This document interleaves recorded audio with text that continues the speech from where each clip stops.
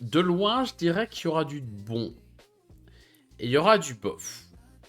Voilà. On va voir ce que ça donne. On va commencer par Ziggurat. Il n'y a pas beaucoup de photos. Qui est un jeu d'Aventure Legacy de 2025. Donc, bon, ça. Plutôt vite. Ça, c'est un jeu que j'ai pris en solde. Pourquoi en solde? Parce qu'il était soldé. Pourquoi je l'ai pris? Parce que justement, Aventure Legacy, je me suis dit pourquoi pas. Mais c'est de l'Aventure Legacy pour 8 ans et plus. Donc globalement, d'un côté, je me suis dit c'est cool, c'est du Legacy. D'un autre côté, je me suis dit si c'est du trop familial, peut-être que ça va pas me plaire. Et effectivement, c'est très familial. Donc, dans Ziggurat, vous avez une pyramide centrale, enfin une ziggurat justement, et vous incarnez des personnages qui arrivent dans le coin. Le jeu est coopératif, donc on a le droit de parler avec les autres, tout le monde voit les cartes que l'on a. Ce qu'on n'a pas le droit de faire, par contre, c'est de tourner autour justement de ces ziggurats. Donc si je suis là, je vois ça, je vois pas forcément tout ce qu'il y a derrière. Ça, c'est aux autres de me le dire. Je trouve ça assez malin. Globalement, tout le monde à son tour a une carte devant soi et va devoir la jouer. Ce qu'il y a en haut, c'est ce que va faire l'un des personnages. Enfin, en général, c'est soit mon personnage, soit qui je veux. C'est du déplacement, hein, globalement. Et en bas, eh ben, c'est ces petites bestioles de feu qui vont bouger. Ce qui se passe, c'est que l'objectif, alors je vais éviter de trop spoiler, mais l'objectif de la première partie, c'est juste d'arriver en haut, sans avoir touché un seul feu follet. Et là, on a un petit côté jeu du serpent et des échelles en 3D. C'est-à-dire que si je finis devant une échelle, je monte. Si je finis devant un terrain qui glisse, je descends. Quand je dis je, ça marche aussi pour les éléments. Et voilà, globalement, ce qui se passe. Évidemment, il y a des trous un peu partout sur le plateau, donc on va éviter de finir dedans aussi parce que c'est compliqué. Et voilà, donc on parle entre nous, on essaie de foutre les esprits dans les trous, on essaie de voir si on a des choses qui matchent bien ensemble. Le premier niveau est très facile, ensuite on va rajouter des règles, puis rajouter des règles, puis rajouter des règles, puis changer des règles, etc. etc. Il y a un petit côté stickers à collectionner aussi. On va avoir 3 objectifs qui sont pas vraiment des objectifs, mais par exemple, le premier qui va arriver en haut va gagner un petit sticker, ce sprinter par exemple. Le dernier à y arriver va peut-être obtenir quelque chose, etc., etc. Et ceux qu'on n'aurait pas obtenus à la première partie restent pour les parties suivantes. Donc nous, on était 4 adultes. Autant dire qu'on a rushé le jeu. On a fini, je crois qu'il y a 6 scénarios. On a fini les 6 dans la journée, en mettant une petite demi-heure par scénar. Donc c'est un jeu de Matt Leacock, Rob Davio et Corey Godbey. Matt Leacock est très connu de souvenirs. J'aurais tendance à dire que c'est lui qui a fait Pandémie, mais je ne suis pas sûr. Celui qui a fait Daybreak. Ah, c'est lui qui a fait tout ce qui est Ciel Interdit. Oh, Jungle Interdit, j'ai jamais vu. Etc., etc. Mais donc oui, c'est bien lui qui a fait aussi Pandémique.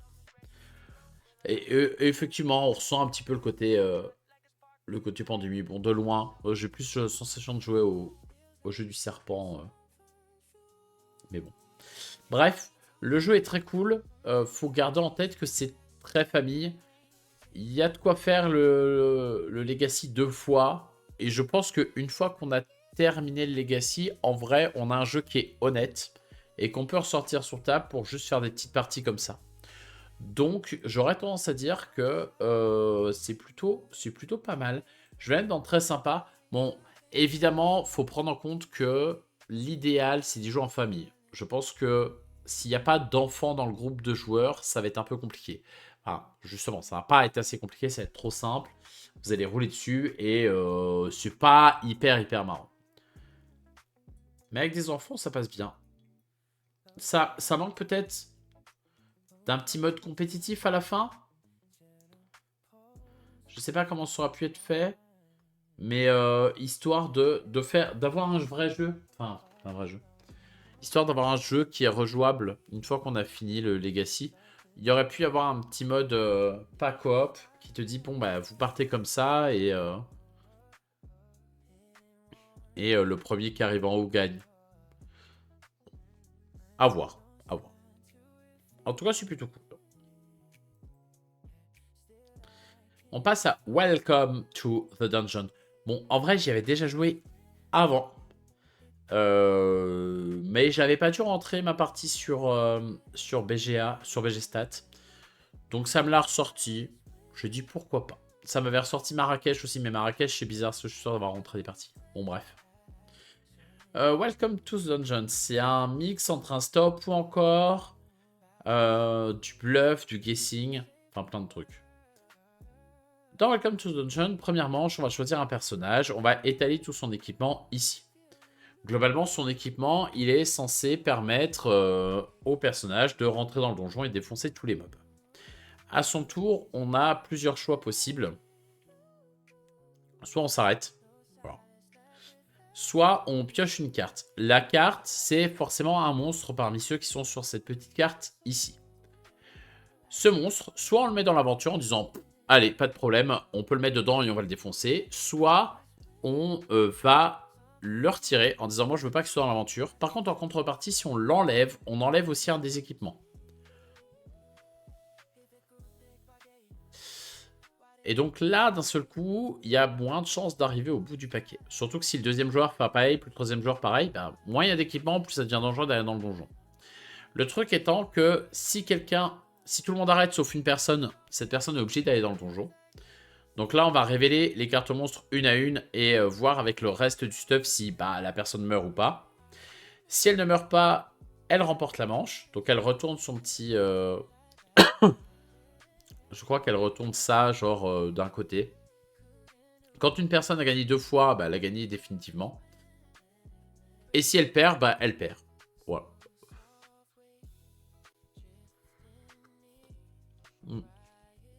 Si elle perd, je crois qu'elle prend 1 point de dégâts. Et qu'à 2 points de dégâts, pareil, elle meurt définitivement. Elle ne pourra plus remporter la partie.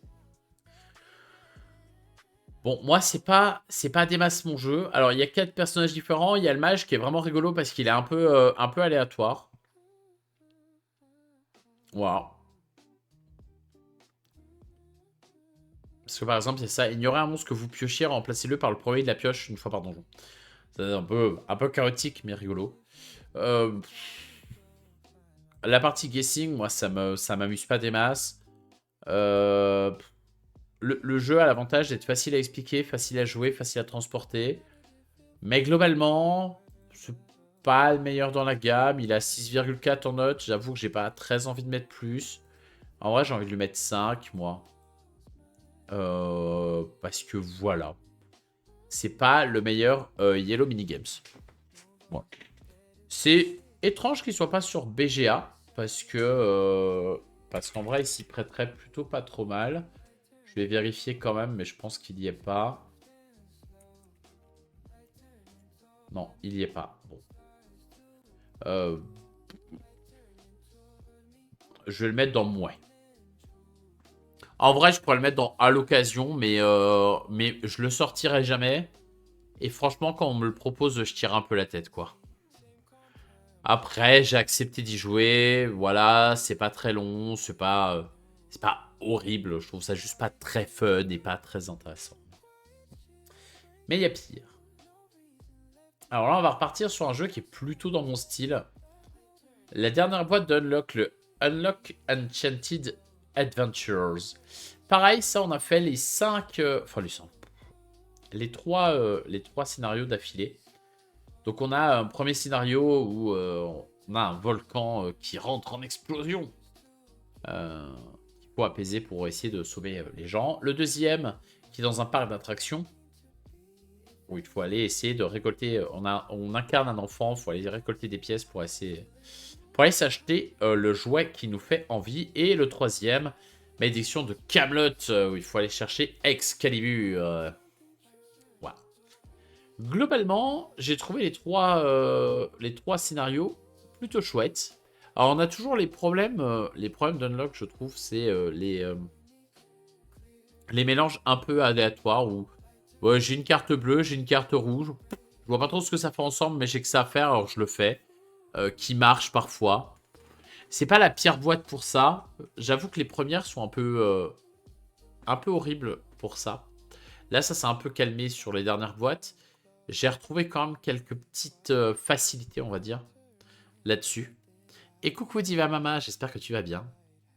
Mais il y a une utilisation du téléphone qui était cool. L'application, il y avait des petits mécanismes qui étaient sympas. La course aux jouets, je pense que c'est l'histoire que j'ai préférée, avec des énigmes bien sympas. Bon, pareil, il y a un truc à un moment donné, je sais plus où exactement, mais on a fait parce qu'il fallait faire. Camelot, c'était vraiment chouette aussi.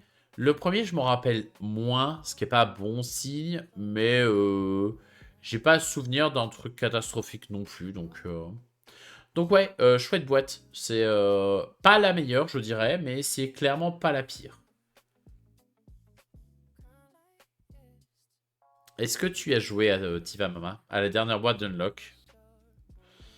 Je vais dans très sympa. Les Unlock, c'est dur de mettre à quand la prochaine parce que j'ai un peu plus de mal. Autant les exits, à chaque fois, j'ai hâte de faire la celle d'après. Autant les Unlock. Mais il faut avouer que avant celle-là, je vous rappelle que avant celle-là, c'est celle avec les Vikings. Et que les Vikings, c'est la pire histoire d'Unlock que j'ai fait de ma vie. Et je les ai, je pense, quasiment toutes faites. Donc la boîte d'avant m'avait un peu calmé, hein. Mais celle-là, elle était plutôt chouette. Par contre, on sent qu'ils avaient une mécanique et qu'ils ils ont fait 3 histoires autour du même truc. Quand tu les enchaînes les 3, ça te saute un peu aux yeux. Mais c'est une mécanique plutôt sympa, alors pourquoi pas.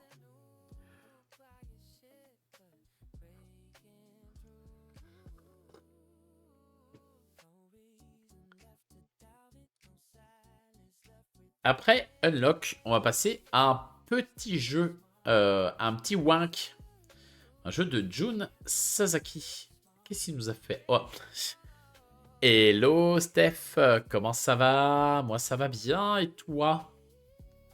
Il a fait, ok, bon, écoute, auteur, illustrateur, graphiste, et on va dire qu'il bosse chez Wank. Insider, Dying Message, je l'ai, hop, je vais le rentrer. Pareil, Dying Message, Insider Black, je l'ai aussi hier.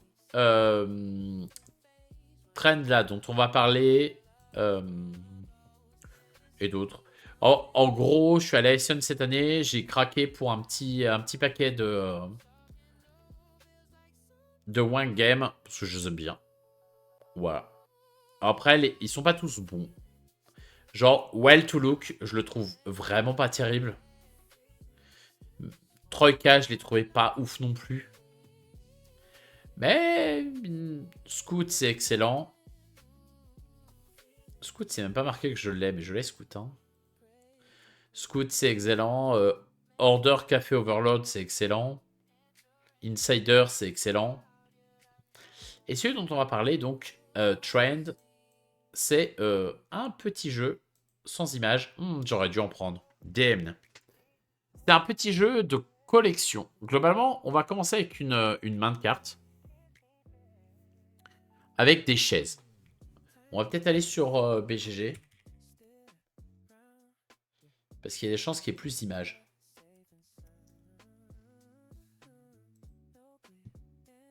Yes. Donc on va commencer avec une collection de chaises. Les chaises, elles sont de 3 formes différentes et de 3 couleurs différentes. Ça, c'est le marché. Au milieu, c'est la pioche. Et on a une défausse juste là. À son tour, Isander, Fake New Artist, le meilleur sans nous. Fake New Artist, j'y ai pas joué. Donc je te crois. J'en ai entendu beaucoup de bien. Mais j'y ai pas essayé. Voilà. Donc malheureusement, j'en parlerai pas trop.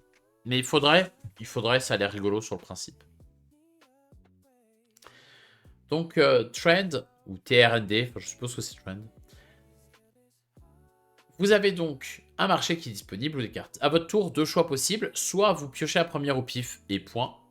Soit vous jetez une ou plusieurs cartes sur la défausse et vous récupérez une carte du marché. J'ai une ou plusieurs cartes parce que vous êtes obligé de jeter une chaise qui a soit la même couleur, soit la même forme que celle qui est là. Par contre, si vous jetez une chaise qui a cette forme-là et qui est rouge, par exemple, ou si vous en avez 3 dans la main, vous pouvez jeter les 3 d'un coup. L'objectif, c'est de finir avec que des cartes identiques en main. Donc il me faut par exemple que cette chaise carrée, la rouge, en main. Quand j'ai ça, eh ben, je le dis. Je dis, allez, j'ai fini. Vous montrez vos cartes et vous marquez des points suivant le nombre de cartes que vous possédez. Peut-être moyen de choper un peu plus loin le scoring. Hop, mais je crois que globalement, c'est le nombre de cartes au carré. Hein. Je veux pas m'avancer non plus, mais je crois qu'on est sur quelque chose comme ça. Du coup, il faut bien savoir quand débarrasser quelle carte récupérer, etc. etc. À côté de ça, ça n'a pas une grosse ambition, je pense. C'est vraiment le petit jeu de cartes qu'on joue comme ça. Pareil, un système de scoring qui dit qu'on s'arrête quand on atteint 100 points.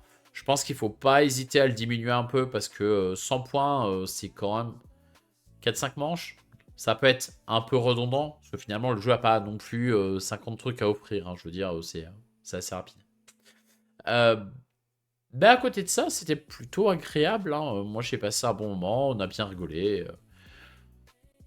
Le thème sur les chaises, je sais pas ce qui leur est passé par la tête, surtout que, bon, là, ça se voit pas trop. Les chaises carrées, on voit qu'elles sont carrées, mais je trouve que tu as celle-là et celle-là qui sont un peu différentes, mais elles sont pas non plus aux antipodes. Bon, par contre, les trois couleurs sont claires, nettes, précises. Bon, c'est pas pensé pour les daltoniens. Après, les couleurs, c'est blanc, noir et rouge, donc je pense que c'est quand même un peu daltonien friendly. Peut-être qu'il y a des personnes qui ont des problèmes avec les couleurs et qui confondent ces trois-là, hein, mais j'aurais tendance à dire que blanc et noir, j'ai jamais trop entendu que les gens avaient des problèmes sur ces couleurs-là. C'est quand même possible, hein, mais voilà. Du coup, le jeu est sympa. C'est pas le jeu du siècle, mais le jeu est sympa. Du coup, il sera à l'occasion. Bon, si j'ai l'occasion, j'y jouerai. De toute façon, j'ai le jeu personnellement, donc si je veux y jouer, je peux y jouer. C'est pas le jeu après lequel je vais le plus courir. Voilà, c'est pas... Mais ça va, ça va. En décembre, on a aussi essayé Transorient Express, avec une boîte qui est magnifique. Laetitia Van Gass, l'illustratrice, qui a pas fait grand-chose. Et ben c'est bien dommage, parce que c'est assez incroyable. Le jeu est vraiment très beau. Elle a fait Sur la route. C'est très joli aussi. Et ben, je crois que j'aime beaucoup cette illustratrice. Voilà. Et bien ça, c'est très joli aussi, je trouve. C'est très coloré, en tout cas. Oh, je vois pas du tout ce que c'est que ce jeu, mais c'est mignon. Ok. Bon, bah, illustratrice à suivre, a priori. Là, elle s'est surpassée. Hein. Je veux dire, le jeu est incroyablement beau. C'est un jeu de Franz Couder, que je ne connais pas personnellement. Garo Relou, j'ai vu passer, mais voilà. Eh bien, je ne connais aucun de ces autres jeux. À tort ou à raison, je ne sais pas. Je suis en lurk, mais sachez que je vous laisse tous la majesté. Merci Nitric. N'hésite pas à repasser tout à l'heure si tu veux, on pourra peut-être faire le Semantics à la fin. Bref, Transformant Express, c'est quoi? C'est un petit jeu de collection. Alors, ça fait un peu aventurier du rail, parce que les petits trains comme ça, etc., etc. Bon, bref.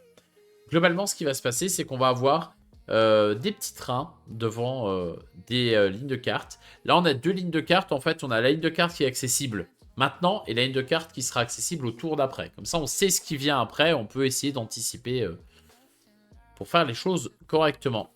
À son tour, eh bien, soit on prend la carte, soit on prend les petits trains qui sont en dessous. Si on prend les petits trains, la carte est défaussée. Si on prend la carte, les trains sont défaussés. Voilà.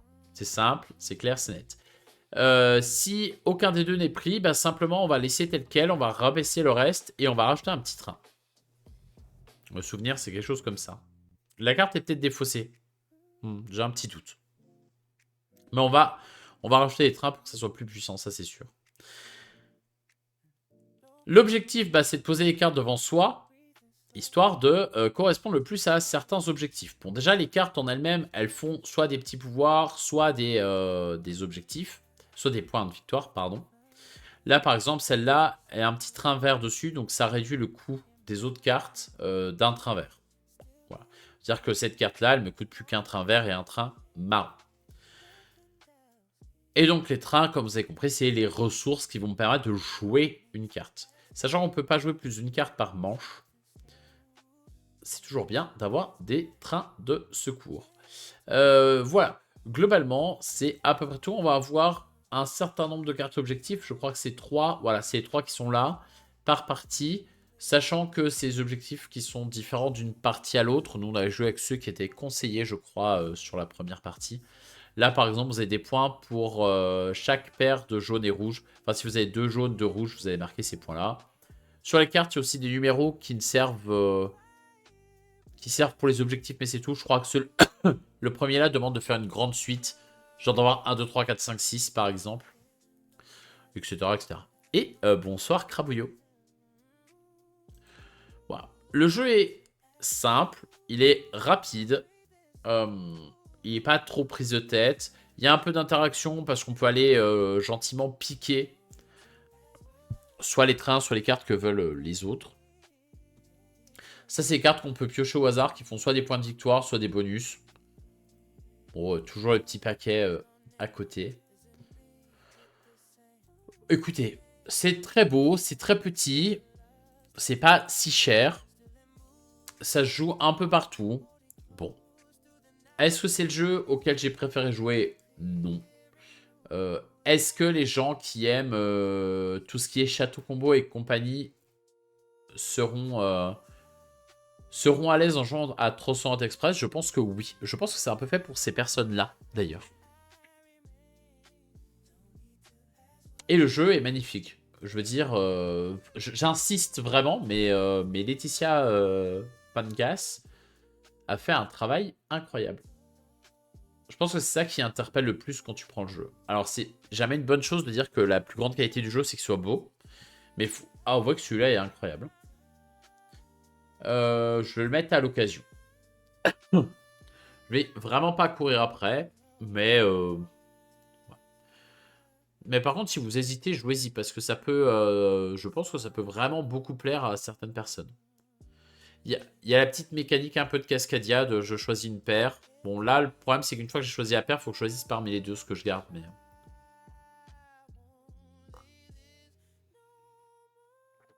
Mais voilà. Et comment ça va, Crabouillot?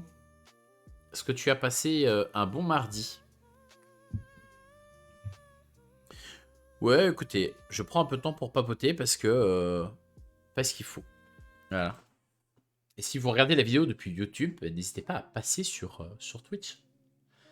On s'amuse bien aussi, vous savez. C'est plus pratique si vous avez des questions, des remarques ou des suggestions à faire. Je suis tout oui.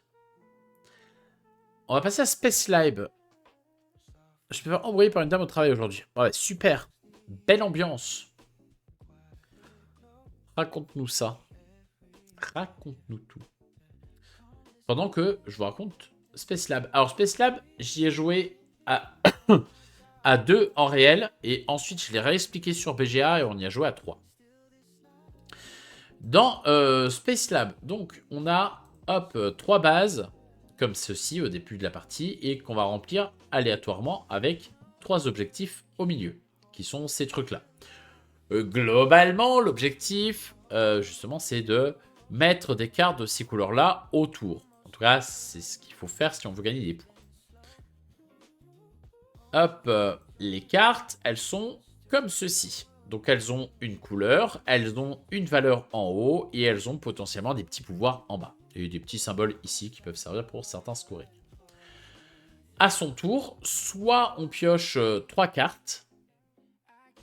Parmi ces 3 cartes, on va pouvoir garder toutes les cartes d'une même couleur.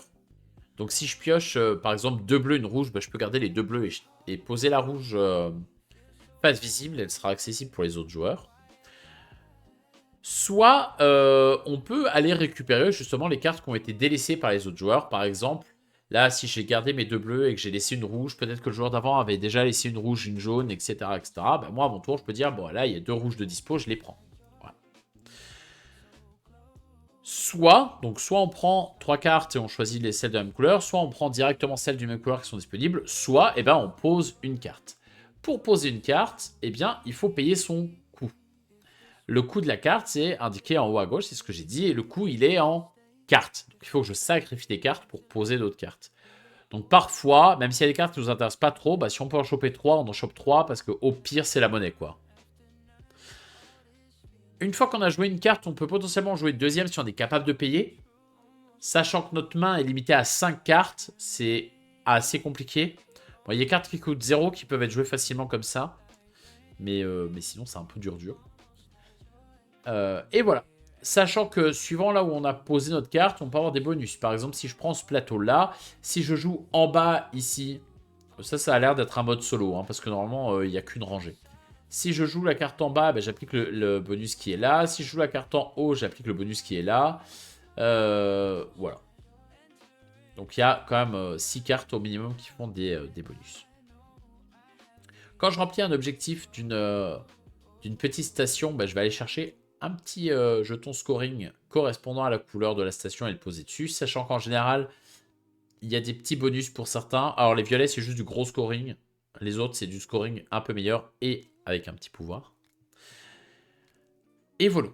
Là-haut et sur cette carte, on va vous faire piocher des petites cartes comme ça. Dessus, il y a du scoring. Voilà, c'est un peu aléatoire. Alors, des fois, si vous en piochez deux, vous en gardez qu'une. Des fois, c'est juste vous en piochez une. Voilà, c'est une partie du scoring qui est pas négligeable et qui est un peu piffée, quoi.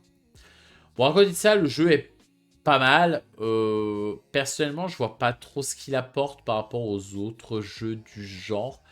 J'en ai beaucoup entendu parler quand il est sorti, les gens étaient à fond dessus. Ouais, voilà. Moi, je suis assez sceptique. Je dois avouer que t'as quelqu'un qui pioche des cartes, il pioche 3 de la même couleur, il les garde. Toi, tu fais 3 cartes de couleurs différentes, t'en gardes qu'une. Déjà, rien que là, sur la même action, tu te fais avoir par rapport à l'autre, hein. Donc, voilà. Il y a beaucoup d'aléatoires, beaucoup trop d'aléatoires pour que moi, ça me convienne. Pentires, des jeux que j'ai joués en janvier. Yeah! Mais je vais faire ça tous les mois, moi. Sachez-le. Et même j'hésite à faire la tier list en double et vous pouvez classer aussi les mêmes jeux que moi. Bon, après, il y a des trucs. Je pense que Deckers, je suis pas sûr que beaucoup d'entre vous y aient joué, hein. Sans vouloir être pédant. Mais Deckers, c'est un jeu qui est sorti à SN, qui est sorti nulle part ailleurs. Donc, soit vous avez sauté dessus à ce moment-là, soit.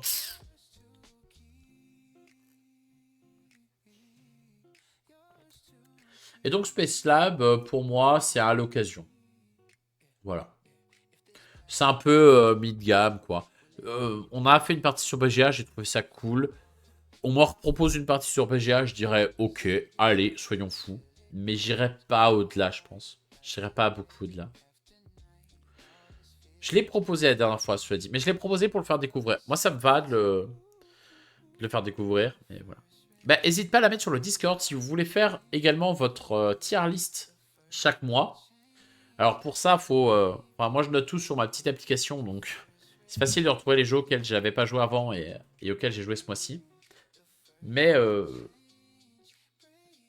mais voilà. Mais n'hésitez pas à partager, je ferai un plaisir de regarder. Et pourquoi pas de commenter aussi. On est là pour échanger. Il y a juste les jeux sur BGA que je note pas tout le temps. Donc j'en ai peut-être oublié. Voilà. Quel jeu? Non, mais ta tier list, n'hésite pas à la mettre sur Discord. Enfin, je sais pas quand tu comptes la faire, mais voilà. Shall We Dance de Saashi, qui a fait plein de jeux dans le même style. En tout cas, graphiquement, In Front of the Elevators, j'y ai joué aussi. Comme Sail Away, qui, à mon humble avis, aurait pu largement être nommé à l'As d'Or cette année. Bon, on peut pas nommer 50 jeux, mais ça aurait pu. Shall We Dance, on va repasser sur BGG parce que je pense que il y a des photos dessus. J'irai peut-être mettre les miennes sur MyLudo. Shall We Dance. Alors, c'est un jeu de cartes, un peu de collection. Donc on va commencer avec certaines cartes en main. Et à notre tour, on va pouvoir en poser devant nous. On peut poser une couleur. Et quand on pose une couleur, il faut poser soit que des madames, soit que des monsieur. Sachant que on va pouvoir aller piquer ce qu'ont mis les autres pour faire des couples. Par exemple, je pose 3 madames, je vais pouvoir aller piquer un monsieur chez quelqu'un d'autre pour faire un couple madame-monsieur. Et globalement, eh bien, c'est un jeu de majorité. Par exemple, les rouges, vous voyez un 18, ça veut dire qu'il y a 18 cartes rouges dans le jeu et que celui à la fin de la partie qui aura le plus de cartes rouges devant lui marquera un certain nombre de points. Pareil pour les bleus, pareil pour les roses, etc. etc. Voilà. Quand on ne pose pas des cartes, on va simplement aller en piocher en espérant récupérer ce qui nous intéresse. Sachant que la pioche, elle est là, elle est sur 6 tas et on a 3 tas visibles, 3 tas cachés. Et je crois qu'on tourne. De souvenir, on tourne, on en pioche 3. Donc soit on a 2 visibles, une cachée, soit 2 cachées, une visible. Quelque chose comme ça. J'ai plus les règles exactement en tête. Bref, le jeu est très joli. Moi, j'aime bien ce style graphique. Après, je dois avouer que j'ai pas un souvenir impérissable du jeu. Hein. J'y ai joué il y a plus d'un mois. Je dirais il y a 2 mois maintenant. Bon, c'est pas un jeu qui m'a marqué. C'était rigolo. En fait, c'était même pas si rigolo que ça. In Front of the Elevator, je le trouve pas incroyable, mais je me rappelle avoir beaucoup rigolé dessus. Celui-là, pas tant que ça. Donc voilà, c'est sympatoche. Ça ira pas beaucoup plus loin pour moi. 7,5, je trouve que c'est un peu élevé quand même. Peut-être un petit 6, on va calmer un peu le truc. Je vais le mettre... En vrai, je vais le mettre dans mouais. Ouais.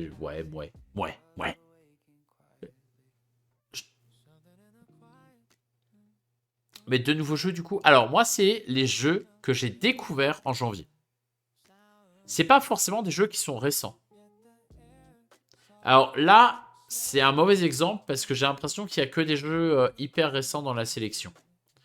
Encore Welcome to the Dungeon, ça date de 2015. Mais on sait jamais. Des fois, je découvre aussi des vieux jeux, des vieux classiques ou. Alors, on va pas se mentir que janvier, là, ça n'a pas l'air d'être trop le cas. Et février, il y aura Cannes. Il y a quand même peu de chances qu'à Cannes, je découvre aussi des jeux qui sont sortis il y a 15 ans. Mais pas à l'abri, hein.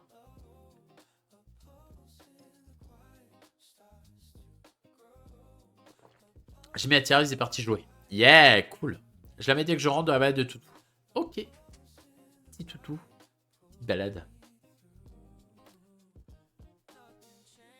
Voilà, donc Rabouillot, si tu veux faire la même chose, c'est avec plaisir. Moi, je regarderai ça. Hop. Ah, oui, d'accord. Faut aller voir. J'ai regardé ça après. Pili Pili. Pareil, sorti en 2025. Donc, on reste sur des jeux ultra récents. Qui est un petit jeu de pli. Alors, c'est un peu dommage, il n'y a pas vraiment de photos, encore une fois ici. De Ben et JB. Bon, bah, c'est un peu rapide. Je vois des pubs passer sur Facebook maintenant de ça. Donc, je pense qu'il va beaucoup marcher en grande surface. Pili Pili, c'est un petit jeu de pli où on a des cartes de 1 à 55. Et en fait, à chaque manche, il y a un petit twist, une petite façon de jouer un peu différente, sur lequel il va falloir s'adapter. Et en fait, à notre tour, on va devoir déjà se prononcer sur le nombre de plis qu'on pense faire. Et une fois que tout le monde a donné son nombre de plis, on va commencer. Sachant que je plie ultra simple. Il y a des couleurs, mais elles servent à rien. À mon tour, je joue une carte. À la fin du tour, une fois que tout le monde a joué une carte, la plus grande carte l'emporte. Point. Ça va pas plus loin que ça. Vraiment, il n'y a rien de... Il n'y a pas de règles compliquées, il n'y a que dalle. Mais le petit twist des manches différentes, eh ben, c'est plutôt rigolo. Alors, je trouve qu'il y a des cartes qui sont pas très intéressantes. J'ai joué que sur VGA, mais je pense que si j'avais le jeu en réel, il y a des cartes que j'enlèverais peut-être. Il y a des cartes que je trouve vraiment, vraiment pas folles, quoi.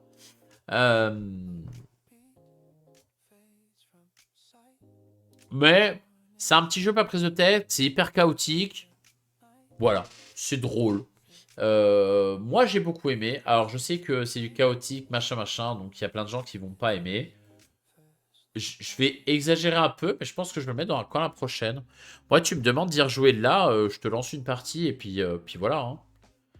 Peut-être même, allez, qui sait, peut-être qu'à la fin de la soirée, s'il y a des gens motivés, on se fait un pili-pili. Je suis open.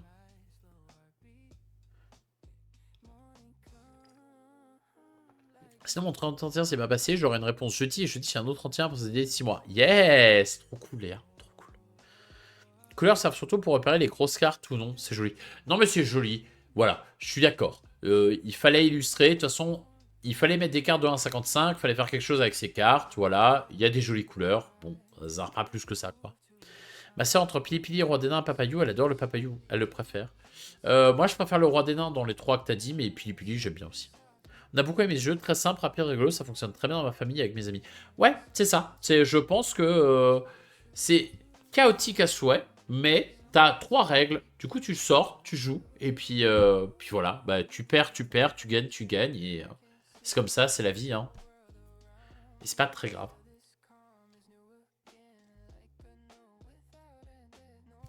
Light Speed Arena. Alors, Light Speed Arena, c'est drôle. C'est un jeu qui joue, voilà, 5-15 minutes, moyenne 6. C'est exactement ça. C'est un jeu qui est ultra rapide. C'est un jeu qui, je pense, n'arrivera jamais sur BGA. C'est un peu compliqué. Lightspeed Arena, c'est quoi? En fait, c'est un petit jeu dans lequel on va placer des vaisseaux. Sauf qu'on va pas les placer n'importe comment. Hop. Des alliances peuvent se faire. Ouais, c'est ça, c'est viens, on va tabasser l'autre. Non, ça marche très bien. Hop. En fait, en début de partie, on va avoir un rectangle délimité. Bon, bah là, c'est la table ronde. On va avoir des astéroïdes en plein milieu de la table et objectif. L'objectif, il est de marquer plus de points que les autres. Pour ça, à chaque tour, on va placer un vaisseau. Les vaisseaux, ils ont différents rayons. Par exemple, celui-là, il a deux rayons verts. Il y en a un qui part là, donc il va sûrement taper là, et un qui part là, qui va sûrement taper celui-là. Sauf que, déjà, il y a trois types de rayons. Il y a le vert qui fait 1 dégât, le jaune qui en fait 2 et le rouge qui en fait 3. Tous les vaisseaux ont des points de vie. Là, par exemple, celui-là, il a 3 points de vie, c'est marqué au-dessus. Celui-là en a 2, c'est marqué là. Celui-là en a 4, c'est marqué là. Voilà. C'est marqué, c'est des petits boutons au-dessus de leur tête. Sauf que le jeu, une fois qu'on a lancé l'application, parce que ça joue avec une application, il bip toutes les 10 secondes et on a 10 secondes pour poser son vaisseau sur la table. Sachant qu'un vaisseau posé ne peut plus être enlevé. Ce qui va se passer, c'est qu'on va essayer de tirer sur les vaisseaux des autres, on va essayer de tirer sur les astéroïdes qui sont en plein milieu et qui ont potentiellement des pouvoirs. Et surtout, bah, on va essayer déjà, de ne pas se tirer dessus, ce qui n'est pas évident. Et deux, bah, on va essayer de faire en sorte que nos vaisseaux ne soient pas détruits rapidement. Sauf que, bah, comme on a 10 secondes pour le poser, des fois on réfléchit pas à tout. Assez logique. Une fois qu'on a posé tous ces vaisseaux, on prend notre petit téléphone, on avait l'appli, on prend une photo du jeu. Donc on se met un peu en haut et ça scanne la partie. Et ça rentre dans l'application. Ensuite, l'application, elle fait tout pour nous. Donc on a vraiment rien à calculer. Et donc quand on lance, et ben simplement, ça va faire taper d'abord les vaisseaux 1. Donc on va voir ce que font les vaisseaux 1, puis les vaisseaux 2, puis les vaisseaux 3, etc. etc. Mais évidemment, il y a un moment donné où le vaisseau 5 il va pas taper parce qu'il a été détruit. Il y a un moment donné où, tu vois, typiquement, ce qui pourrait arriver là, par exemple, imaginons le bleu, le vert et le jaune se sont fait destroy en cours de partie. Bah, peut-être que celui-là va tirer sur le rouge qui est à l'autre bout. Et du coup, tu vas t'auto-détruire tes vaisseaux alors que tu étais super loin et que tu pensais pas que ça arrivait. Bref, c'est chaotique, c'est drôle, c'est dynamique. Voilà, je trouve le jeu original en plus. C'est pas moche. Je pense quand même que t'en fais pas 50 d'affilée. Personnellement, moi j'en suis à 3 parties. Et je m'en lasse pas spécialement. Après, il n'y a pas non plus... moi je vais mettre un petit 9. Je vais être gentil. Je vais être gentil avec ce jeu. Ouais, je pense que t'enchaînes pas des masses non plus. Et je pense que ça marche moyennement à 2 joueurs. J'ai joué qu'à 3 ou 4. Et j'avoue que 3 ou 4, c'est cool. moins, je suis pas sûr. Et, je vais le mettre dans coup de cœur parce que j'ai quand même envie que les gens y jouent. C'est un jeu à tester. Je pense vraiment que si vous avez l'occasion, genre en festoche, ça sera 10 minutes la partie et vous éclaterez bien. Je crois que j'ai toujours pas tout compris au scoring par contre. Mais juste essayer de détruire les vaisseaux des autres, prendre la photo et voir l'application le faire à ma place, moi ça me va. Hein.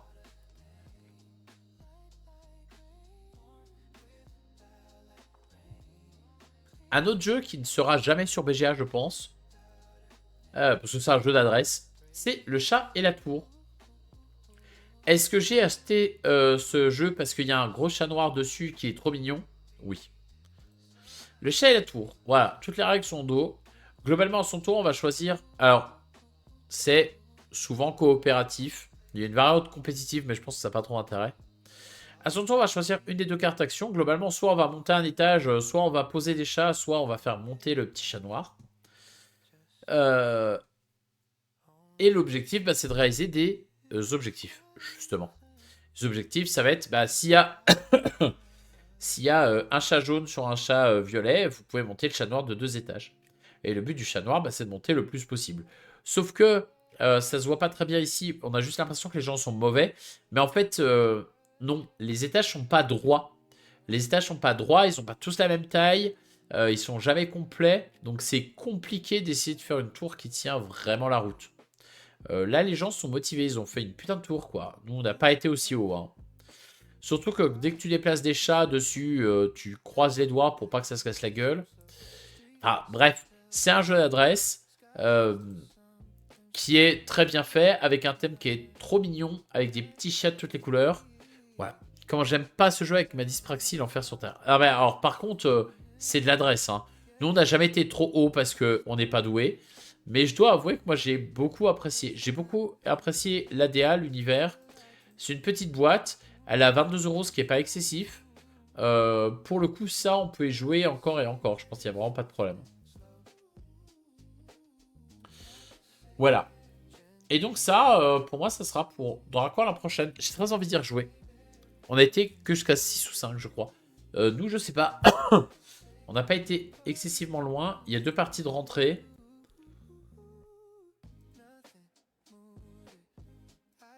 Je crois que c'est pas marqué jusqu'où on a été. C'est mis 5 minutes, mais c'est pas marqué plus que ça. Et c'était le 23 décembre. Ouais, c'est un jeu de décembre, mais c'est rare quand même. Mais voilà. Moi, j'ai trouvé ça plutôt cool. Voilà. Moi, ça me donne envie de continuer. Ça me donne envie d'y rejouer. Petit jeu d'adresse. Ça paye pas de mine, mais c'est cool. C'est le moment où Léa et moi, on va pas être d'accord. La Bohème. Un jeu tac tac tac de Jasper Delange, illustré par plein de monde. Voilà. Je vous laisserai regarder. La Bohème, il faut planifier donc ces tours. On va pouvoir mettre 4 cartes devant nous pour essayer de faire des actions, sachant que quand on met 2 cartes côte à côte, ça peut faire coïncider un symbole et que suivant le nombre de symboles qu'on va avoir qui matchent, on va pouvoir faire des actions plus ou moins fortes. L'objectif, c'est de dépenser ça soit pour acheter des cartes, soit pour acheter ce qui est les cartes. Ces cartes-là qui sont en fait ce qui met fin à la partie dès que quelqu'un en a 5. Voilà, ça c'est des cartes pas bien qu'on peut choper quand on voit des trucs pas bien. Et voilà, donc là vous voyez, il y a 2 cadenas qui sont côte à côte et qui matchent. Donc là on a 2 symboles, ici on a un autre, là un autre, etc. etc. Et en plus de ça, évidemment, les cartes ont des petits pouvoirs. Enfin, celle de départ, non. Mais celle d'après, oui. Et voilà. Et nous, on a joué à 4. Et vraiment, je pense que ça fait très longtemps que j'avais pas ressenti ça sur un jeu. Mais la dernière demi-heure, elle a été affreuse. Mais affreuse, affreuse, affreuse. Moi, j'avais qu'une envie, c'est de partir de la table. Hein. Vraiment, c'était long, mais chiant en plus. Enfin, les dernières cartes à acheter, elles sont super chères et juste on n'y arrivait pas, quoi. Donc on passait des tours à rien faire, à s'en berder. Enfin, enfin, ça n'avait pas d'intérêt. Le jeu a perdu d'intérêt au bout d'une demi-heure. Sur la boîte, il marquait 45-60 minutes. Bah, je suis d'accord. Hein. Une demi-heure. Je dirais même une demi-heure, c'est cool. Là, on a joué 1h30, quoi. 1h30 sans vraiment s'arrêter avec des gens qui jouent plutôt vite. 1h30, hein, je rappelle, c'est le temps que je mets pour jouer à Ark Nova, hein, personnellement. Ark Nova à 3 joueurs, moi, c'est 1h30. Et la Bohème à 4 joueurs, c'est 1h30 aussi. Enfin, c'est fou, hein. C'est fou.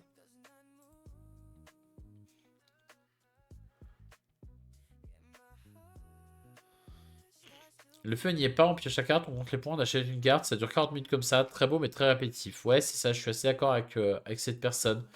C'est long. C'est long pour pas grand chose, quoi. On se fait vite chier.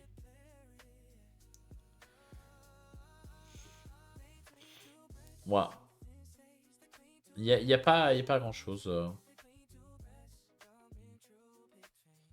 Il n'y a pas grand chose à retenir de ce jeu. Mais la boîte, tu y as joué à 4 et moi à 2, l'expérience de jeu est différente. En première partie, on avait mis 1h30, 2h. Mais ce jeu est pas fait pour ça. Ce jeu est pas fait pour être joué aussi longtemps, hein. C'est marqué 45-60 minutes et je suis d'accord que tu joues 45 minutes, ok.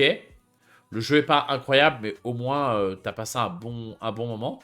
Tu joues 1h30, juste t'as envie de te pendre, hein. La moyenne, elle est à 1 heure parce que je pense qu'il y a des gens qui ont joué en solo aussi. Voilà, les gens y ont joué solo et duo principalement.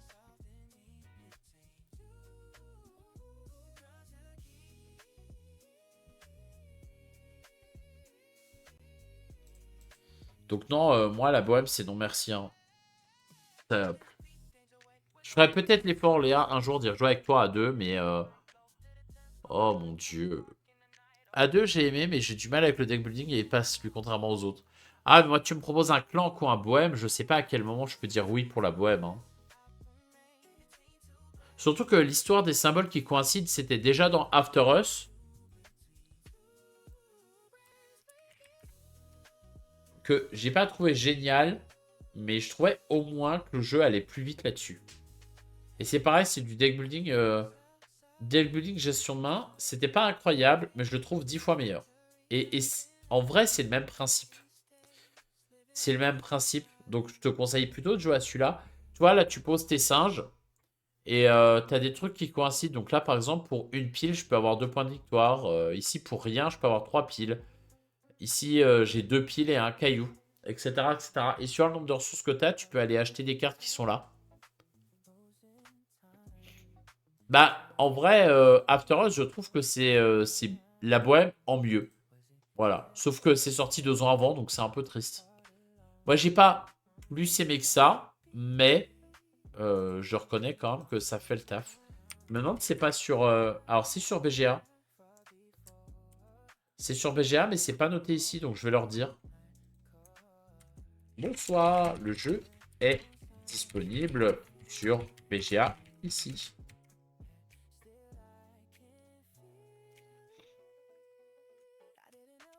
Merci à vous.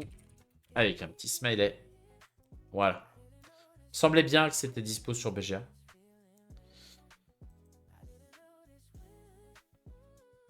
Bah, en fait, non, c'est pas mort, c'est pas si dur. Il faut juste que je relise rapidement les règles. Faut qu'on soit... Ah, ça joue jusqu'à 6. En plus, ça joue jusqu'à 6. Donc, plutôt bonne idée, l'After Us le mercredi après-midi. Peut-être demain. Peut-être que demain, on se fera un After Us... un After Us sur BGA. S'il y a des gens intéressés, n'hésitez pas à passer. Enfin, si vous regardez ça sur YouTube, je pense que c'est déjà passé et que vous êtes trop tard. Mais n'hésitez pas à passer un mercredi tout de même. Junk Drawer. Bah, ça, on y a joué ensemble, Léa. Oui, un petit jeu serait par exemple pour refaire le roi des nains. Yes. Parce que Junk Drawer, on y a joué ensemble sur BGA.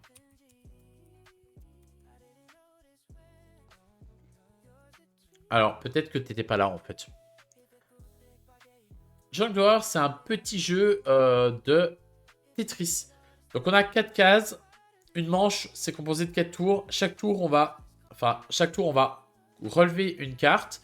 Donc, on va prendre la tuile qui correspond. On va la mettre dans une des 4 cases. Et il faut juste se rappeler que, eh bien, les 3 prochaines cartes, je peux les jouer que sur les 3 autres case. Ce qui fait que la quatrième carte, peu importe ce que c'est, je suis obligé de la jouer dans une case qui est imposée, celle où je n'ai pas encore joué.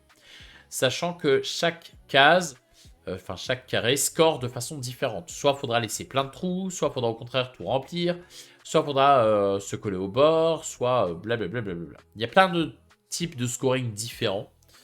Qu'est-ce qu'on voit ici? Bah là, il y a un point par trou, par exemple, dans la case en bas à droite. Il y a un point par case au bord dans la case en bas à gauche. Celle en haut à gauche, j'en ai aucune idée. Ça a l'air d'être des diagonales, mais je ne sais pas.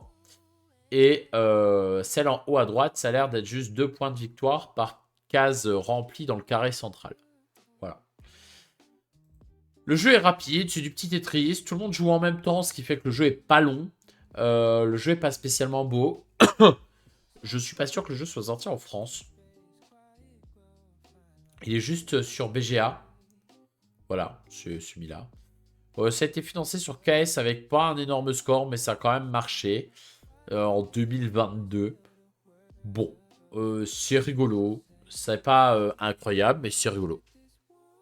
Les jeux ensemble, moi dans ma tier list, il n'y a pas de jeu BGA. Bah, moi je les mets parce que c'est quand même des jeux que j'ai découverts, tu vois. Et genre celui-là, il n'y a aucun monde où je le découvre ailleurs. Je le mets dans à l'occasion. Voilà, c'est pas mon jeu préféré. Maintenant, tu me dis demain, je veux jouer à Junk Drawer, je te dis ok, ça me va, on fera une petite partie tranquille et puis voilà.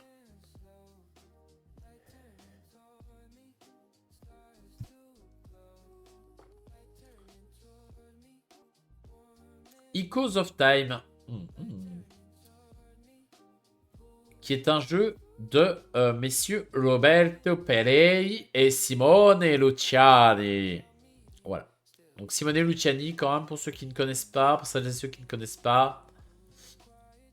Bon, Anunnaki, ça c'est trop récent, je connais pas. Barrage, évidemment. Tout de même.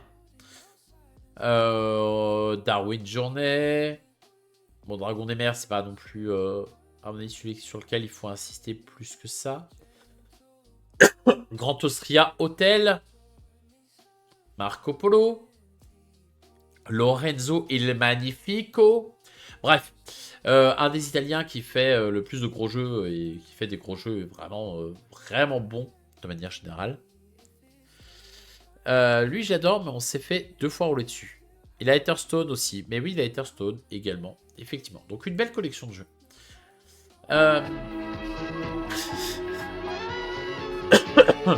Petite pause. On en parlera juste après. Mais il y a Ashorfan qui vient faire un petit raid. Coucou H, décidément.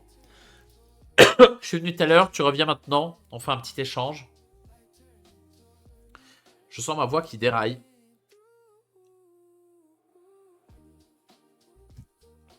J'espère que ça s'est bien passé, ton Mewgenix. J'ai pas pu rester quand je t'ai vu live. Non, mais je comprends, hein, c'est le troll qui marche tout le temps. Mais tu as bien raison. Écoute, nous on est là, on parle jeux de société. On parle des jeux de société qu'on a fait, enfin que j'ai fait en janvier, mais je prends tout ce à quoi vous avez joué également.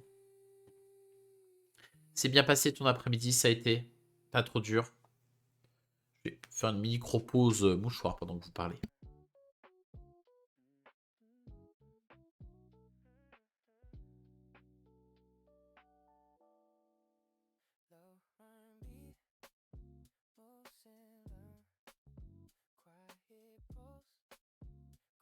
Et hop là!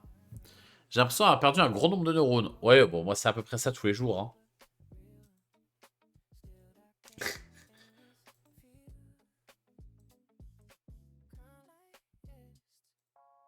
Oh. Sans dire qu'il me fait des trucs qui sont vraiment trop beaux. Bref.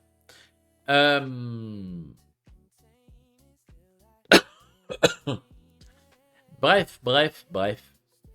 Revenons sur Echoes of Time. Mais le jeu est marrant, bien barré. Ok, bah écoute, à l'occasion. Je dis ça, mais j'ai tellement de jeux en attente que à l'occasion, ça va être dur. Donc, on va essayer de se reconcentrer sur Echoes of Time. Echoes of Time, donc c'est un jeu de gestion de main, jeu de cartes, ouais, choix multiple, gestion de main, ouais, c'est dedans, c'est bon, ça me plaît. Donc globalement, à son tour, en fait, on va jouer par manche. À chaque manche, on a 2 actions à faire qui sont représentées par ces petits cubes-là qu'on va pouvoir mettre dans ces 4 encoches. Donc on a le choix parmi 4 actions, plus 2 actions qui sont gratuites ici. Globalement, on va pouvoir aller piocher des cartes, on va pouvoir aller jouer des cartes sur cette piste du temps ici. On va pouvoir faire avancer les cartes de cette piste du temps pour essayer de les faire sortir. Quand une carte est sortie, elle est dite invoquée. Je vais pouvoir utiliser son pouvoir et sa force. Et bonne app H. Où je vais pouvoir aller réclamer des territoires si j'ai assez de guerriers. Bref, ce qui va se passer, c'est que pour jouer des cartes, il faut, hop, est-ce qu'on a un zoom sur une carte? Non, très bien, alors on va faire ça. Par exemple, sur la première carte qui est là, on voit que ici, sous ce symbole-là, on a 3 cartes et 3 sabliers. 3 sabliers, ça veut dire que je vais la faire pop ici, donc il va lui falloir 3 manches si je ne l'aide pas pour sortir. Et 3 cartes, et ben c'est le coup pour la poser. En fait, pour pouvoir poser des cartes, on va devoir défausser d'autres cartes de notre main. Globalement, les cartes, elles servent et de petits pouvoirs et un petit peu de ressources. Pour ça que l'action de piocher des cartes, elle n'est pas si stupide. Hein. Tout le monde va faire ses 2 tours. Ensuite, on va prendre cette petite tuile-là qui est à droite, la passer à gauche et tout pousser. Chaque manche, on va pouvoir activer nos cartes qui ont un symbole identique à la flamme qui est sortie. Donc là, par exemple, c'est la flamme bleue. Donc si j'avais des cartes avec une petite flamme 2 dessus, je pourrais l'activer une fois dans la manche. Et sinon, je vais pouvoir capturer des trucs comme ça. Là, vous voyez qu'il y a... Enfin, vous voyez peut-être pas, mais je vous le dis. Il y a un petit 2 ici, donc il me faut au moins 2 de force pour aller capturer ça. Bon, bah, par exemple, il me faut au moins 3 de force, pardon. Il faut être strictement supérieur. Donc je peux prendre mon fermier et mon cartographe une fois qu'ils seront invoqués pour aller capturer ça. Immédiatement, j'applique ce pouvoir-là et j'ai un pouvoir passif ici. Bon, c'est pas toujours le cas, qui sera activé. Si j'arrive à mettre assez de force pour battre le rang 2, eh ben, je pourrais refaire cette action pour passer au rang 2. Et quand je suis au rang 2, ça bloque la carte et elle reste ad vitam aeternam chez moi. Sachant que si je fais pas ça, les autres vont très bien pouvoir venir me la voler parce qu'ils sont pas gentils. On joue comme ça jusqu'à ce que soit toutes les cartes comme celle-ci soient bloquées, soit que quelqu'un ait 12 cartes dans sa tribu, soit que les points de victoire qu'on a mis au milieu en début de partie soient vides. Voilà, globalement, le jeu. Je dois avouer que moi, sur ma partie, j'étais un peu déçu. Je pense que je vais mettre un petit... En vrai, je mettrai un 6,5, mais je peux pas être des ennemis, alors c'est chiant. Mais il y a des gens qui arrivent à mettre 6,5. Mais j'arrive pas. Bon, bref.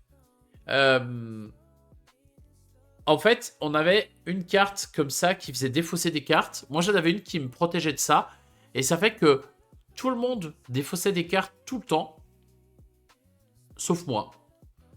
Et du coup, bah, les gens faisaient que repiocher les cartes qu'ils étaient obligés de leur défausser après. Du coup, eux pouvaient rien faire. Donc le jeu était pas fun pour eux. Et moi, bah, j'ai fini avec... bah, réellement, hein, je crois que j'ai fait le double des scores du deuxième. Hein. C'est parfois méchant avec les autres, il faut aimer l'interaction. Mais en fait, l'interaction, moi, ça me gêne pas. C'est juste là, en gros, c'était tellement puissant comme truc que juste les autres ne pouvaient plus rien faire. En fait, j'ai juste regardé les autres mourir. Ce qui me dérange pas plus que ça, mais bon, je me dis, j'aurais été à leur place, ce jeu me serait fait chier, quoi. Je vérifie mon score. J'ai fait 35. Le deuxième était à 27, ce qui n'est pas assuré, puis 20, puis 19. Le double du score, peut-être pas, mais par rapport au dernier, presque. Et ressent Didi, j'ai vu ce que tu as fait, c'est magnifique. Après, le pouvoir n'est pas forcément à chaque fois. Oui, je suis d'accord. Donc, ça nécessiterait peut-être une deuxième partie sans ce pouvoir-là. Mais vraiment, là, j'ai trouvé ça pas hyper fun pour les autres, quoi. Moi, ça va. Je me suis pas trop mal amusé. Mais j'ai comme des doutes sur...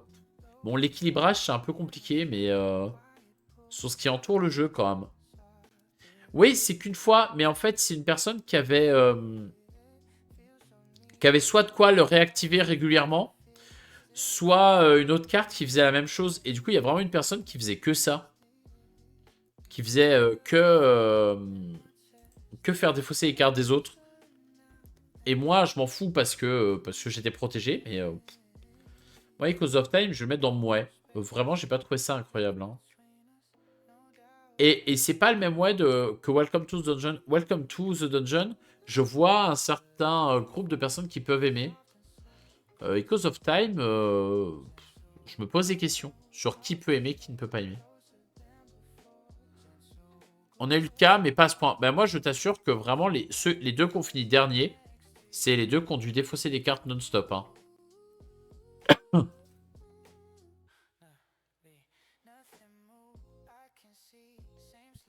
Pour que j'ai 16 points de plus de quelqu'un qui a 19 points, et c'est quelqu'un qui d'habitude nous met un tour de plateau, c'est que vraiment, il y a un truc chelou. Quoi. Voilà. Bon, après, est-ce que j'y rejouerai en vrai, il y a trop de jeux pour que je me prenne la tête à réessayer des jeux sur lesquels j'ai pas eu un feeling plus que ça.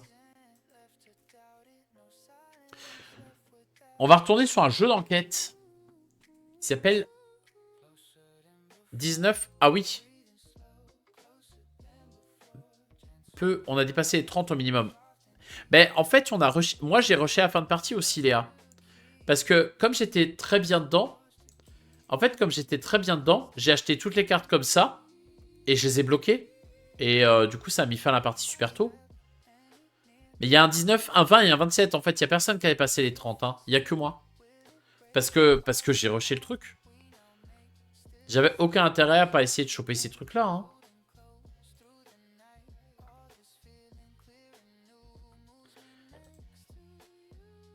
Moi, il n'y a aucune partie là, donc on ne pourra pas vraiment parler de ça. Mais bref. Qui a tué Lord Ravery 2 Lord Ravery 2, c'est un cheval. Voilà. Je vous spoil le jeu, voilà, c'est fini. Non, ça, c'est un petit sachet qui coûte 11 balles. C'est une enquête qui joue en 1 heure. En gros, il y a 45 cartes. Ce qu'on va faire, c'est prendre une carte, la lire, la reposer. Prendre une carte, la lire, la reposer. Et en fait, au fur et à mesure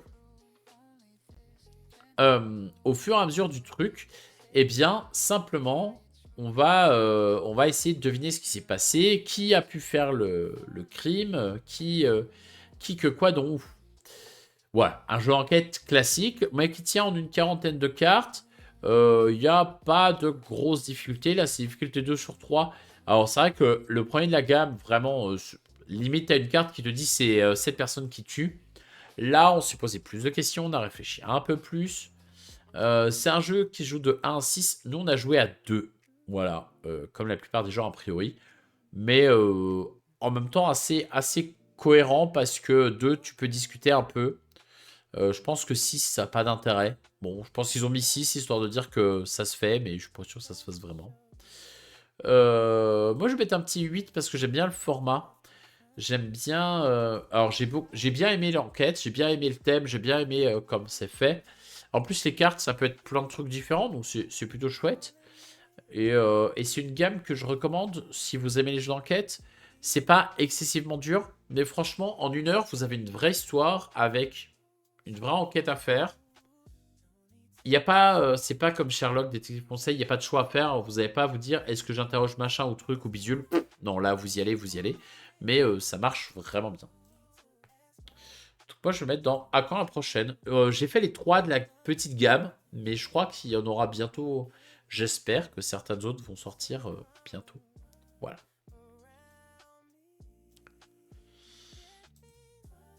Ouais, vous êtes battus pour ça. Bah, en fait, les autres pouvaient pas se battre, moi, Léa. Vraiment, ils avaient juste jamais de cartes, donc ils ne pouvaient pas se battre. Voilà pour le dossier criminel. Pocket. DJ 7. Toum. Toum, toum, toum, toum. Toum, toum, toum, toum, toum. DJ 7, donc de Camille Verrier et Colin Vallière, illustré par Florence Denazel. DJ 7, c'est quoi? Eh ben, c'est un jeu de blind test musical qu'on avait testé sur la chaîne avant Noël, histoire de voir ce que ça donnait. Donc, globalement, vous avez une carte thème. Ici, ça brille, par exemple. Vous scannez, vous avez le droit à 7 musiques. L'objectif, c'est pas de retrouver le titre de la chanson, c'est pas de retrouver l'interprète de la chanson, c'est juste de retrouver qu'est-ce qui brille dans ce nom. Voilà. Par exemple, voilà, sur le thème créature, il faut pas, si on est le générique de Game of Thrones, il faut pas dire Game of Thrones, il faut dire dragon. Parce que c'est le dragon qui est dans Game of Thrones. Il y a des règles avec des points à faire, mais franchement, on s'en bat les steaks. Nous, on n'a jamais joué avec ça. Jamais. Il y a un bon paquet de cartes. Il y en a combien? Il y en a 80 cartes playlist, 80 x 7.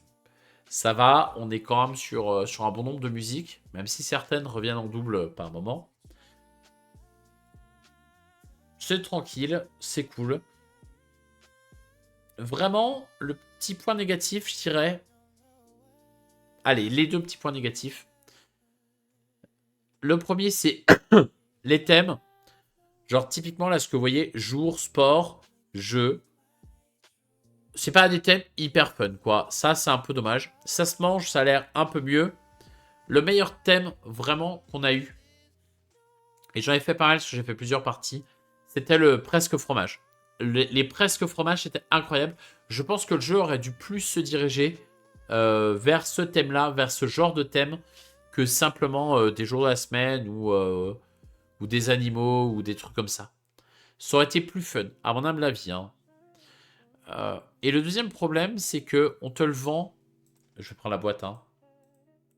Le seul blind test, c'est pas le plus rapide qui gagne, mais le plus malin. C'est faux. Voilà. Il faut le dire, c'est faux. Globalement, je crois que dans 70% quand même des... C'est un chiffre tiré de mes fesses. Hein, mais je crois que dans à peu près ce genre d'idée-là, il faut donner le titre ou l'interprète. C'est assez rare qu'on vous demande autre chose. En vrai de vrai, c'est assez rare qu'on vous demande le mot qui est en plein milieu des paroles plus loin. Ça arrive. Il y a des cartes où c'est que ça, et ça c'est cool. Mais globalement, c'est quand même souvent le titre ou l'interprète. Et ça, c'est un poil dommage. D'où le fait que les presque fromages, ben, c'est drôle parce qu'il te faut... Ben, en vrai, si je prends les presque fromages, et je vous spoil, de toute façon, on l'a fait en live. Donc normalement, si vous êtes là, vous l'avez déjà fait, vous êtes déjà spoilé. Dans les presque fromages, il y a un moment donné, il y a... nous sommes des sœurs jumelles, nées sous le signe des... Blablabla. Bon. Normalement, on reconnaît les demoiselles de Rochefort. Mais les demoiselles de Rochefort, c'est le titre. Qu'il faut changer en fromage. Donc ça devient les demoiselles de Roquefort. Subtil, on est d'accord. Non, mais du coup, c'est drôle parce qu'on n'est pas obligé... Enfin, on n'a pas le titre exact, on a un truc qui est un peu tiré de là et qui fait un jeu de mots un peu pourri mais qui est rigolo. Ben, par contre, il faut savoir que c'est les demoiselles de Rochefort. Et ça, si tu connais pas la musique, tu peux pas le deviner. Et c'est souvent ça, en fait. C'est souvent ça. On a souvent besoin de connaître quand même le titre de la musique. Donc le jeu est très bien. Mais je pense pas que ça soit... je pense quand même que c'est un blind test où c'est le plus rapide qui gagne. Et pas le plus malin. Ce qui n'empêche pas que le jeu est très bien. Moi, je vais le mettre dans à quand la prochaine. C'est pas un coup de cœur non plus. Même si j'ai un temps de jeu dessus qui est vraiment pas dégueu. Mais je pense qu'il manque un petit truc pour que ce soit bien. Je vais mettre un petit 8 parce que c'est quand même cool de juste avoir à sortir ton téléphone. Tu cliques, hop, blind test, c'est prêt, c'est parti, on y va. Franchement, c'est cool de ne pas avoir à se faire suer à préparer ça. Mais je pense que c'est améliorable. Donc pour les prochaines parties, eh ben, n'hésitez pas à varier un peu plus les thèmes. Et à partir vraiment plus sur le truc des fromages. Enfin, je trouve ça juste très drôle. Après, j'ai pas fait tous les thèmes. Peut-être qu'il y en a d'autres comme ça qui se répètent, mais je ne sais pas. Decorers. Alors, il y a un illustrateur, mais bon, je pense que c'est pas vraiment lui rendre hommage que d'en parler. Et c'est le premier jeu, non, deuxième jeu de Richard Wilkins qui a fait Renegades, qui est pas très joli non plus, mais... Deckers, c'est un jeu coopératif. Oh, il y a une partie. Ah bah oui, c'est nous. Il n'y a qu'une partie, et c'est nous. C'est beau, hein. Hop, on va aller voir du côté de BGG. Qui est sorti l'année dernière aussi. Vraiment, on parle de nouveaux jeux. Il a été 8 points sur BGG, ce qui est quand même vraiment pas dégueu. Et qui est 3,79 en poids. Ce qui est quand même pas mal.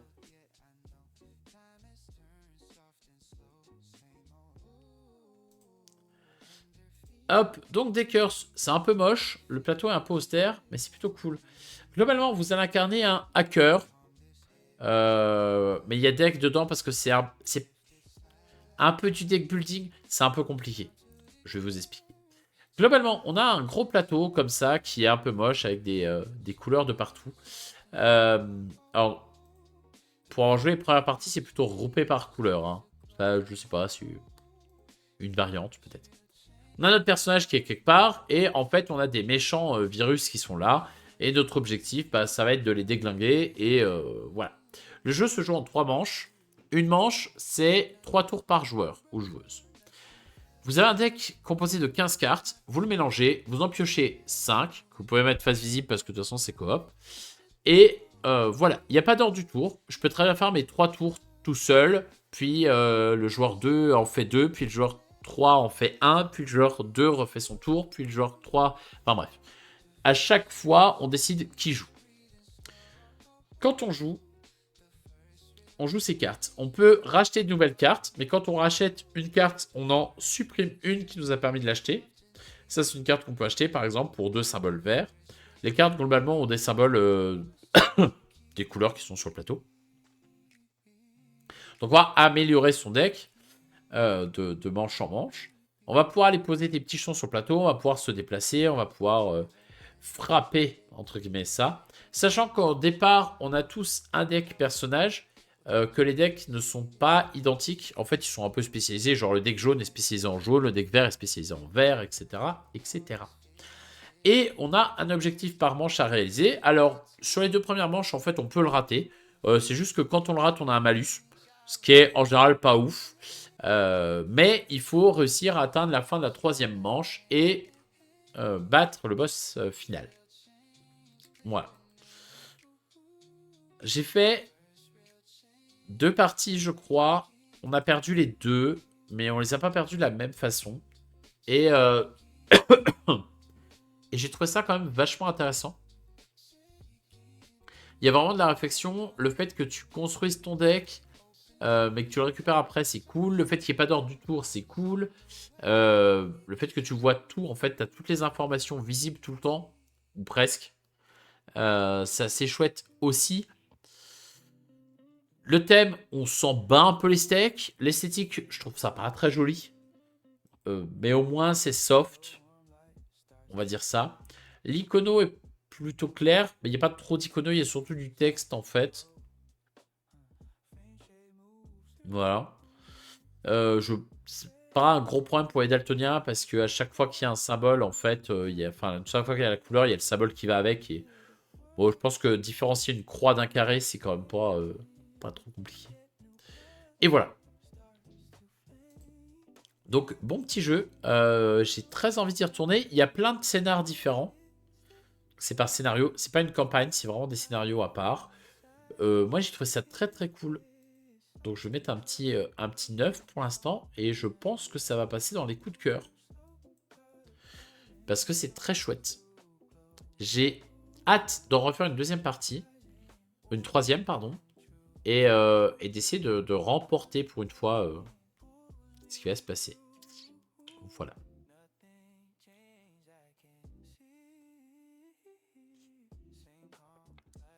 Plus que 5 jeux, dont un jeu qui va aller relativement vite, puisqu'il s'agit de Cascadia Junior.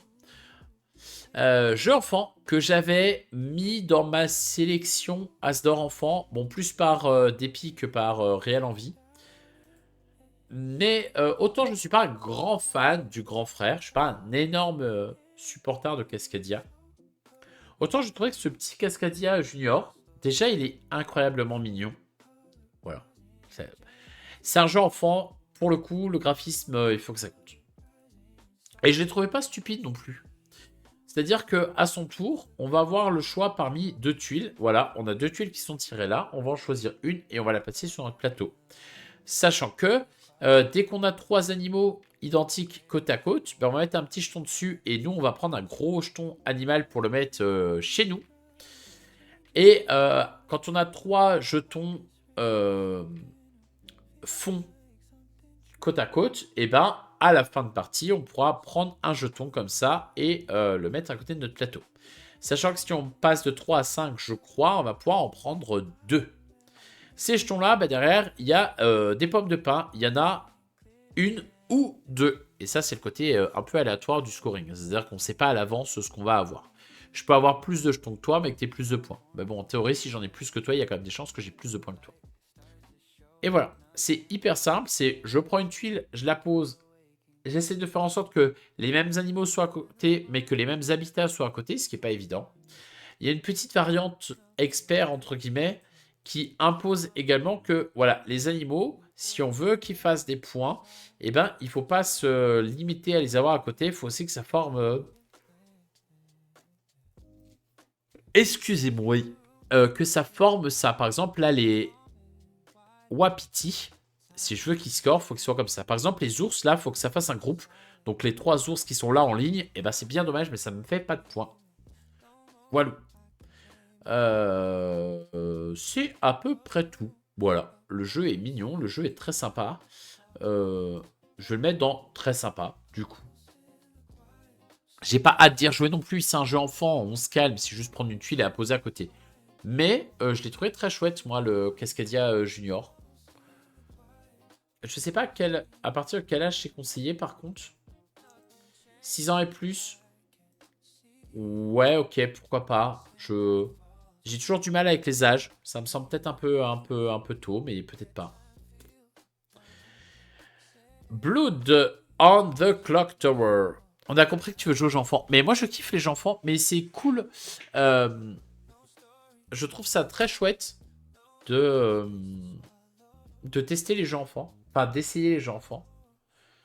Parce qu'un jeu enfant qui marche que entre enfants, c'est cool. Un jeu enfant qui marche avec enfants et parents, c'est cool. Mais un jeu enfant qui arrive aussi à marcher qu'entre adultes, c'est incroyable. CF, la planche des pirates, qui aurait dû gagner l'As d'or. Bref, passons. Alors, Blood on the Clock Tower, qui est un jeu à rôle caché, style loup-garou. Et je dis style loup-garou, mais c'est pas pour rien. Parce que c'est un loup-garou, quoi. Faut, à un moment donné, faut appeler un chat un chat. Vous allez être dans un village, il y a des gens qui vont... Enfin, tout le monde va avoir un rôle. Il y a des gens qui vont mourir tous les tours.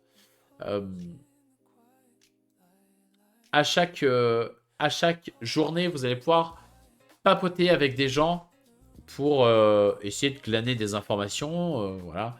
S'il est, tu t'es réveillé cette nuit? Est-ce que tu as confiance en Billy? Est-ce que tu penses que Germaine, elle est safe? Etc., etc.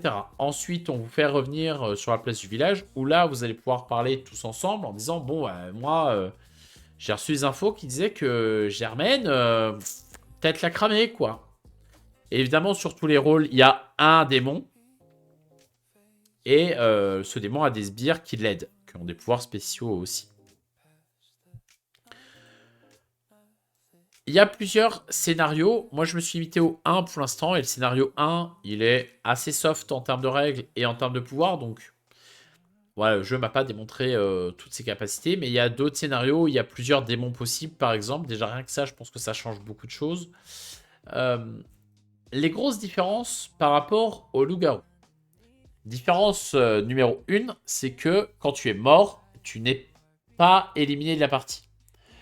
Alors, tu perds ton pouvoir et tu perds presque ton droit de vote. Il te reste un vote en tout et pour tout tout le reste de la partie, mais voilà.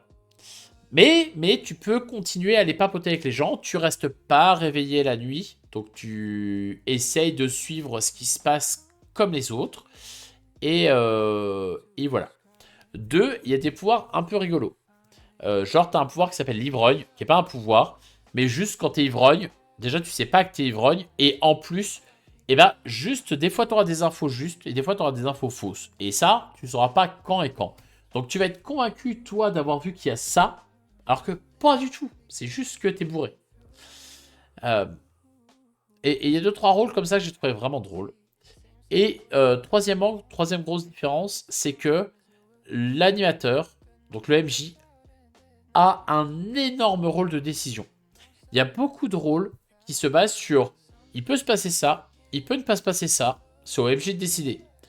Donc contrairement au loup-garou, où c'est un peu plus compliqué. Le MJ, ici, il est là pour... Ich bin Schnappi, das kleine Krokodil.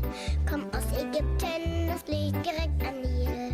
Audrey veut que tu apprennes l'allemand. On va aller faire de l'allemand juste après Audrey, promis. Pour l'instant, on fait de l'anglais avec Blood on the Clock Tower. Et donc, là, le MJ a un gros pouvoir de décision. Il y a pas mal... Par exemple, il y a un rôle qui s'appelle le maire. Le maire, quand il est désigné la nuit, eh ben, le MJ peut décider de tuer quelqu'un d'autre à la place. Voilà. Et je trouve ça plutôt funky. Voilà. Ça permet d'équilibrer les choses. Là où Loup-Garou, t'es parti, elle pouvait durer 2 minutes parce que ça allait pas. Voilà. Après, le gros reproche qu'on peut faire au jeu, c'est ça. C'est-à-dire que vous le voyez pas, parce que je le cache. Mais là, après le 3, il y a un petit 0. Donc le jeu, il n'est pas à 13 balles, il est à 130 euros. Non, et 130 euros pour un loup-garou, je trouve ça un peu abusé, quoi. Alors, oui, les jetons sont en velours. Oui, il y a du beau matos. Il y a plein de trucs sympas dedans. Ça reste 130 balles pour un loup-garou, quoi. Voilà, alors là, c'est joli présenté comme ça. Et moi, je préfère un jeu qui coûte 40 balles et où il n'y a pas tout ce truc-là. Mais 130 balles. Waouh, waouh, waouh, waouh. 130 balles et t'es quasiment obligé d'avoir aussi ces feuilles A4 qui sont en fait des feuilles de récapitulatif de rôle. Je trouve ça un poil abusé.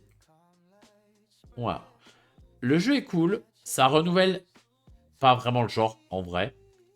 Mais le prix, quoi. Faites un effort. Faites un effort sur le prix. S'il y a un effort de fait sur le prix, moi je veux bien passer outre le reste, mais je mets pas 130 balles dans un truc comme ça. Du coup, c'est sympa. C'est très sympa. Je peux y rejouer sans problème. J'en ai fait 3 parties. Ça va, c'est cool. Mais 130 balles. Et toi aussi, Audrey, t'es beau. Je fais des compliments à Max, mais il reste à fond sur un jeu imperturbable, le petit. Ben, j'essaye, écoute. Il en reste 3 et après, promis, on fera le schnipp, schnapp, schnappy. On va parler de Behind Purple Behind Asdor initié 2025, on rappelle. Behind, eh bien, c'est un petit puzzle énigme. Globalement, on a des tuiles, on essaye de les agencer de sorte que le puzzle ait un sens. Et quand on pense avoir trouvé comment il fallait le faire, eh bien, on le retourne et on a une superbe image derrière. Là, qu'est-ce qu'on avait? On avait une première machine. Voilà. Infernal pour faire exploser un ballon. Je sais qu'on a galéré pas mal dessus sur certains points, alors que c'était assez logique, mais c'était plutôt cool. On a eu une artiste absorbée par ce travail, on oublie son repas. Moins fan de cela, c'était rigolo, mais c'était pas incroyable. Et un élève de primaire fait un exercice créatif, celle-là, elle est incroyable. Celle-là, la 3, elle est vraiment, vraiment fun. La 3, je mets tous les points que vous voulez. La 3 est cool. Voilà. Bon, on a passé un bon moment. 45 à 90 minutes par tableau, je crois qu'on est plus, plus proche du 45 de notre côté. Mais le jeu est vraiment très sympa. Ça joue bien. C'est un jeu qui ne démérite pas son as d'or. Je vais mettre un petit 9. Je vous invite à jouer d'abord à la verte avant si vous ne l'avez pas fait. Behind, ça reste un coup de cœur. C'est vraiment quelque chose qui est très très cool. Moi, je prends un grand plaisir à faire ces enquêtes et j'espère qu'il y en aura une 3e boîte dans pas très longtemps. Ensuite, on va parler d'un jeu spécial pour Audrey qui s'appelle Bag of Butts. Voilà. Un jeu avec du cul, du cul, du cul, du cul, du cul.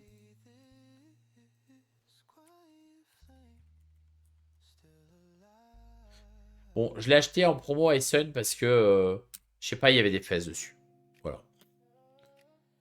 Donc, Bag of Butts, l'objectif du jeu, c'est piocher des fesses dans un sac. Voilà.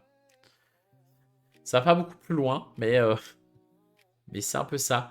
Non, en gros, au début du tour, on va annoncer combien de tas on fait. Combien de jetons pardon, par tas est-ce qu'on va mettre.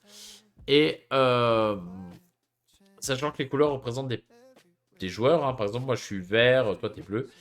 Et donc premier tour, par exemple, bah, si je pioche 2 verts, un bleu et qu'après je pioche 2 bleus, un vert, bah, je vais faire scorer le premier tas parce qu'il y a 2 verts, un bleu. Donc je fais 2 points et le bleu marque un point. Et voilà, on passe au joueur suivant.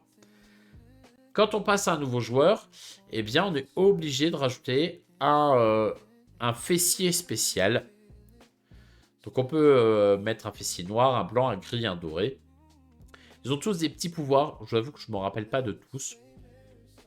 Mais pareil, on va faire 3 tas et on va annoncer à l'avance combien on en met dans chaque tas. Sachant que, à partir de là, si on n'arrive pas à faire au moins un tas sans jetons spéciaux, eh bien, on a perdu. Mais en revanche, comme il y a des jetons qui font doubler les points, etc., bah, plus il y a de jetons, plus j'ai de chances de pouvoir faire des gros points. C'est de la prise de risque. Ça rajoute pas grand-chose de plus. Pourquoi c'est avec des fesses?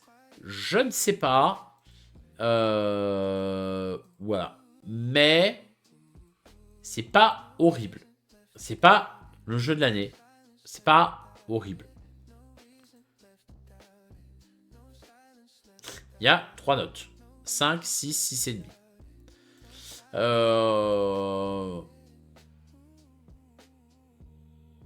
Est-ce que je le mets en mouais? Est-ce que je mets Je le mets pas dans non merci.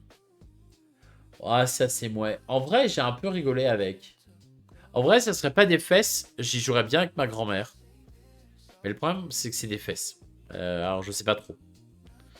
Est-ce que j'ai envie de faire toucher des fesses à ma grand-mère? Je ne sais pas. C'est là. C'est un peu mieux. Allez, je le mets devant, ça. Ça mouais qui pourrait être à l'occasion. Après, je peux pas lui mettre plus de 6. Hein. C'est quand même un peu exagéré, mais... En vrai, tu sais quoi? Je vais le mettre à l'occasion. Allez, tant pis.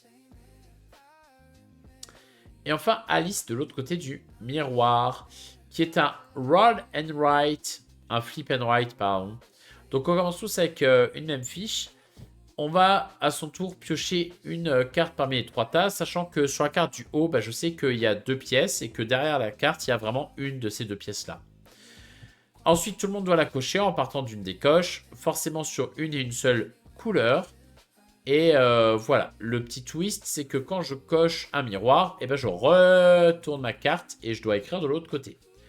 Sachant que les flamants roses que je coche ici, eh ben, je les coche là et ils scoreront avec un truc que je dois aller chercher de l'autre côté de la feuille. Ça, c'est si j'ai rempli intégralement certaines couleurs. Il y a la même chose de l'autre côté. Là, c'est le nombre de roses que je vais cocher qui va me faire un multiplicateur avec ce qu'il y a de l'autre côté. Voilà, les roses que j'ai cochées de l'autre côté. Etc. Etc. C'est un petit... En vrai, à part le twist du miroir qui me permet de retourner, qui est, je trouve, pas non plus un twist de folie, eh ben, il se passe pas non plus grand-chose dans ce jeu. Je dirais que c'est ok. Alice, il faut que je le teste et surtout Placify, il serait cool sur BGA. Ouais, moi, ce que j'attends le plus et ce qu'on m'a plus vendu dessus, c'est le jeu par équipe. Un flip and write par équipe, ça m'envoie du rêve. Mais le jeu classique comme ça, il est ok. Voilà. Est-ce que j'y rejouerai sans plus? Et placifier, c'est chiant parce qu'il faut que tu plies ta feuille. Tu vois, pour le scoring à la fin, pour que ça soit bien fait, tu es censé plier ta feuille en deux. Donc, il faut du plastique plutôt souple, je pense. Ce qui m'a l'air assez compliqué. À mon humble avis. C'est pour ça que nous, on l'a pas pris pour notre café-jeu parce que t'es censé le plier pour pouvoir scorer à la fin. Alors, je pense que tu peux t'en sortir sans, mais que c'est chiant. Mais voilà. Donc, Alice, c'est sympathique. C'est pas ouf. Je vais le mettre dans l'occasion. Bon, c'est quand même mieux que Back of Buds. Faut pas exagérer, mais... voilà. Un petit à l'occasion. Et ben voilà, petite tier list terminée. est-ce que vous êtes d'accord avec ce classement? Est-ce que vous avez le même ressenti sur les jeux? Bon, Léa, je pense que la bohème, tu le mets pas là, mais globalement, plutôt une bonne sélection. Salut, c'est moi Corsi, je suis une Corsi, pas Pas une une fourmi. fourmi. Salut, c'est moi Corsi, l'ami des plus petits. Non, mais globalement, beaucoup. Il n'y a pas trop de mauvais jeux, c'est juste Prout. des mouais. Par contre, il y a pas mal de très bons jeux. Bon, Pili Pili, est-ce que c'est un très bon jeu? Je sais pas, mais c'est un jeu marrant. C'est un jeu auquel je prends plaisir à jouer.